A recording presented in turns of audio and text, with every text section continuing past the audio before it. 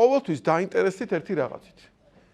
ჩემი ბავშვობიდან მოყოლებული რა არის ჩემში ის, რაც იცვლება და რა არის ის, რაც არ იცვლება. და მე მოგცემთ ჰინტს მაგისთვის. თქვენი ბავშვობის ფოტოები ამოიღეთ და თვალებში უყურეთ. და თქვენ მიხვდებით, რომ ამ ზერაში არის რაღაცა ისეთი სისუფთავის მარცვალი, რომელიც ბავშვობაში ქონდა და ეხაც გაქვთ. რაღაც არის, რაც კონსტანტასავით არ იცვლება. მე რომ მკითხო, ეგ არის სინდისი. სინდისი არ იცვლება.